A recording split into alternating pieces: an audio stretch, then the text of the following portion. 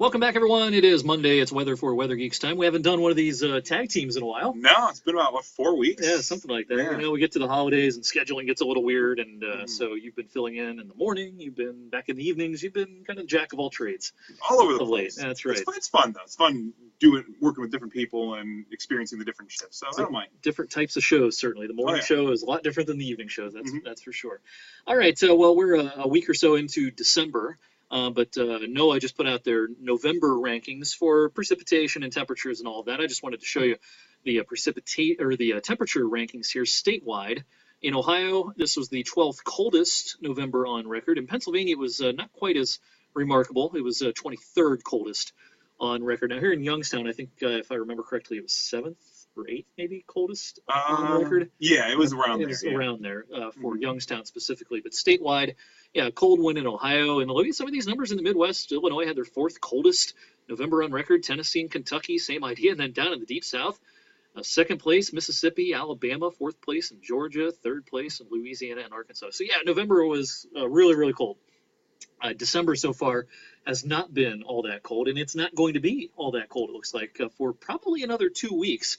We'll talk about the longer range in just a second, but overall, the next couple of weeks, while there's going to be some chilly days here and there, maybe even a little snow here and there, it is not a cold and snowy pattern for the next couple of weeks. Things may change as we get closer to Christmas. All right, here's what we're looking at on this Monday afternoon. When I walked in today, it felt decent. There's not much of a breeze just yet. Temperatures around 40 in December. Hey, this isn't bad. This is kind of actually typical for early December. Could be a lot worse. It was a lot worse back in November. But got a lot of clouds around, that's for sure. After a nice sunny day yesterday, clouds have won the battle today. And here's our next system approaching from the west. It's producing some rain in Indiana and kind of a rain-snow mix up in Michigan.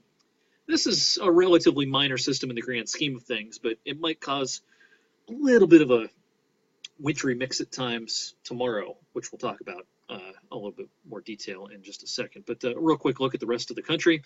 It is cloudy in much of the Midwest, the Northeast, the Deep South, and then you finally see some sunshine out here in the Plain States. And the West Coast is quiet for now, but in drought-stricken California, they're going to get another big storm end of this week, it looks like. The problem they have out there, Mike, and they had this last week, is that they get too much too fast. Right. They need the rain desperately, but it's like, just give us a gentle, calm rain for a couple of days, not this deluge that causes flooding problems.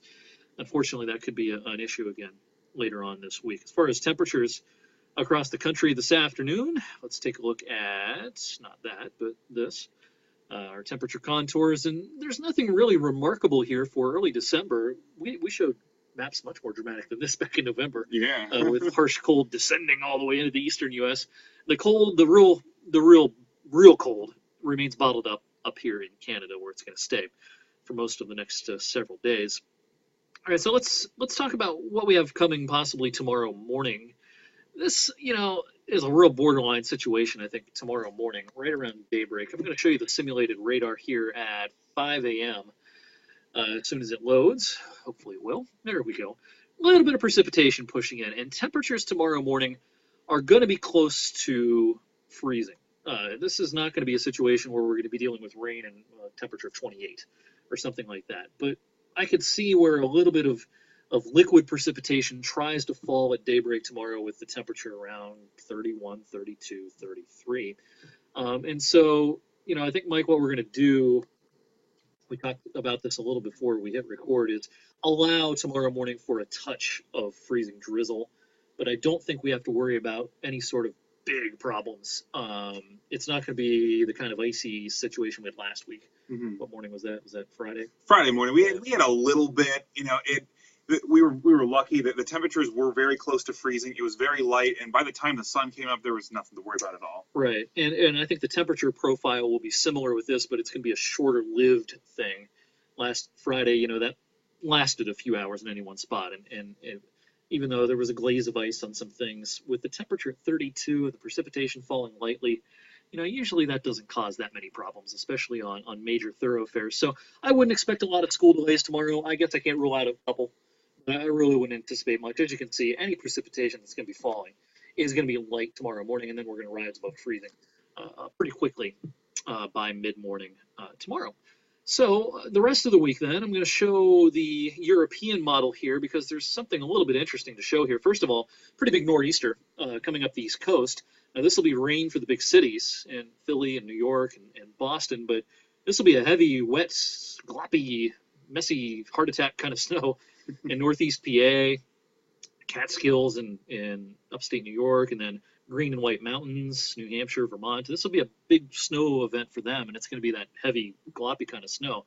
It's hard to shovel. Now, we don't have to worry about that, but the system has kind of an interesting track. Notice it kind of goes east of New York City, and then it actually starts bending a little bit back west and becomes almost stationary for a while. This is Wednesday evening, I should say.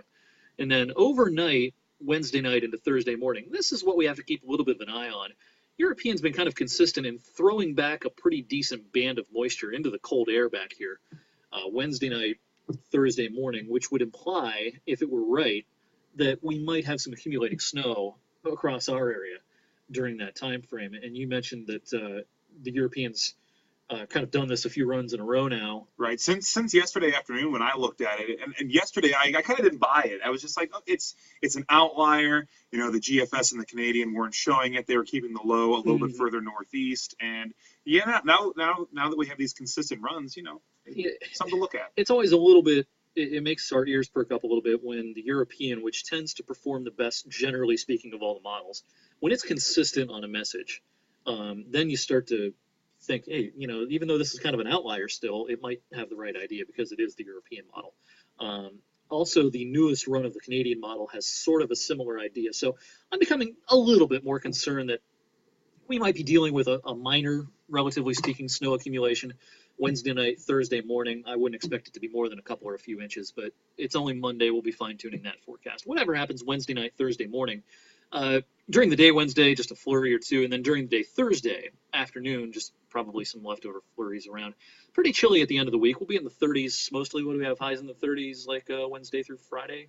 Yeah, Wednesday through Friday, then trending back. It looks back upward going into the weekend. Yeah, it looks nice. It's this is Saturday. There's the center of high pressure down there across Kentucky, and it looks like a nice day. Not super warm, but say we'll take it. It's mid-December after all. So if you haven't put up the holiday decorations yet, Saturday looks like a pretty good day for that.